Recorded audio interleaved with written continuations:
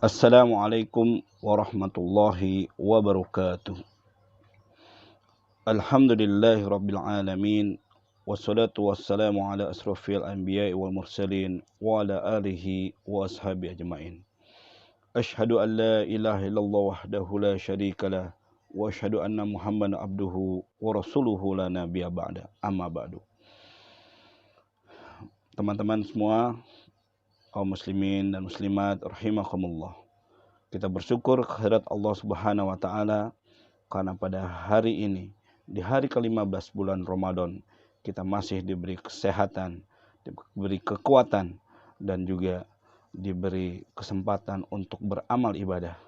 Semoga semua ibadah kita di bulan Ramadan ini mendapat balasan dari Allah Subhanahu wa taala. Teman-teman sekalian yang dimuliakan Allah Subhanahu wa taala, pada kesempatan kali ini izinkan saya untuk menyampaikan, untuk sharing tentang satu hal yang amat penting, yaitu tentang akhlakul karimah. Tahukah Anda apa yang dimaksud dengan akhlak karimah itu? Menurut pengertian di dalam bahasa, akhlak adalah tabiat, kebiasaan, ataupun perangai. Di dalam akhlak ada dua macam, yaitu akhlak karimah ataupun akhlak mahmudah. Yang kedua adalah akhlak mazmumah. Akhlak karimah ataupun akhlak mahmudah adalah akhlak terpuji, dan akhlak mazmumah tidak lain adalah akhlak yang tercela. Tentu kita ingin melakukan hal-hal yang diridhai Allah Subhanahu wa taala, dan tentu tidak lain kita harus memiliki akhlak yang terpuji atau akhlak karimah. Seperti yang Allah firmankan di dalam surat Al-Qalam ayat keempat. A'udzu billahi minasyaitonir rajim. Bismillahirrahmanirrahim. Wa innaka 'ala khuluqin 'azim. Ayat ini artinya adalah sesungguhnya engkau Muhammad berada di atas budi pekerti yang agung. Maka dari firman Allah tersebut dapat kita simpulkan bahwa memang patutlah Nabi Muhammad SAW kita ikuti sebagai panutan, karena beliau memiliki akhlak yang sangat agung. Pernah di zaman Nabi Muhammad SAW hidup seorang buta yang dia senantiasa mengejek, mencela, bahkan menghina Rasulullah SAW. Tapi apa yang dilakukan oleh Nabi Muhammad? Beliau malah sering sekali memberikan makanan, bahkan menyuapi si buta tersebut, sampai Nabi Muhammad meninggal dunia. Kemudian datanglah Abu Bakar Siddiq, Abu Bakar radhiyallahu anhu bertanya kepada Aisyah, "Ya Aisyah, adakah amalan yang bisa saya kerjakan yang belum pernah saya kerjakan dan dicontohkan oleh Nabi?" Aisyah menjawab, "Ya, Nabi sering memberi makanan kepada orang buta yang ada di pinggir jalan." Tanpa pikir panjang, Abu Bakar pun segera menemui orang tua tadi, dan beliau langsung memberikan makan, membawakan makanan, dan juga menyuapi makanan pada si buta tadi. Namun apa yang terjadi? Si buta tersebut malah memuntahkannya. Ya, dia berkata, "Apakah kamu orang yang menyuapiku?" Ya, orang buta ini bertanya, "Apakah yang biasa menyuapiku?" Kata Abu Bakar, "Tidak." Jawab Abu Bakar, "Aku adalah sahabat dari orang yang biasa menyuapi kamu."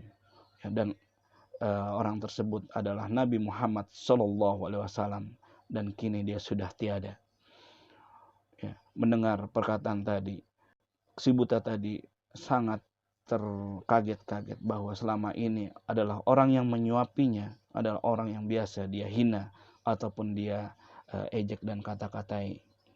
Akhirnya si buta tadi pun masuk ke dalam Islam karena betapa akhlak Rasulullah SAW yang terpuji tadi. Teman-teman sekalian, kaum muslimin rahimakumullah, ada satu lagi akhlak yang sangat perlu kita perhatikan, yaitu akhlak kita terhadap orang tua. Karena orang tua itu demikian tingginya posisinya yang Allah letakkan.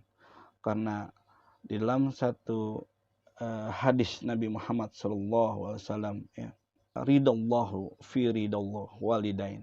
Ya, ridallahu fi ridal walidain. Artinya adalah ridho Allah terletak pada ridho orang tua. Uh,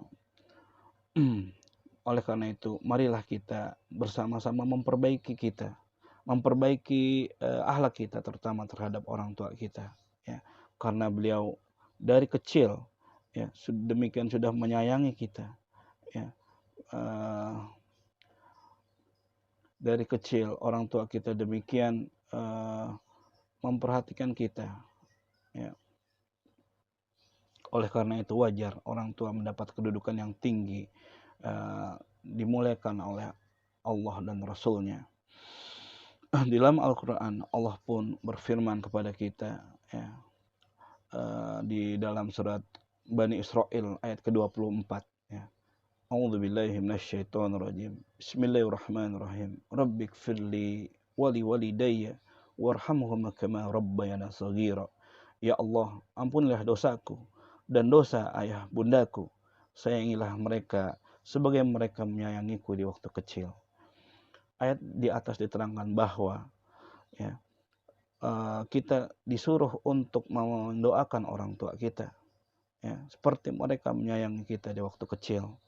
Karena kalau kita lihat betapa orang tua kita sangat menyayangi kita, sangat memperhatikan kita di waktu kecil, ya, bahkan kalaupun kita melakukan kesalahan, menumpahkan sesuatu, orang tua kita tidak marah-marah, bahkan menyayangi kita, ya, takut diri kita celaka, ya, misalnya menumpahkan minuman dari gelas ataupun dari makanan yang ada di piring, ya, dan jatuh ke lantai. Apa yang pertama kali orang tua kita lakukan adalah memastikan keadaan anaknya baik-baik saja. Oleh karena itu wajarlah senantiasa setiap selesai sholat kita berdoa agar orang tua kita diampuni, ya, dan disayangi oleh Allah Subhanahu wa taala sebagaimana orang tua menyayangi kita di waktu kecil. Demikianlah apa yang bisa saya sampaikan, semoga bermanfaat. Billahi taufik wal hidayah. Wassalamualaikum warahmatullahi wabarakatuh.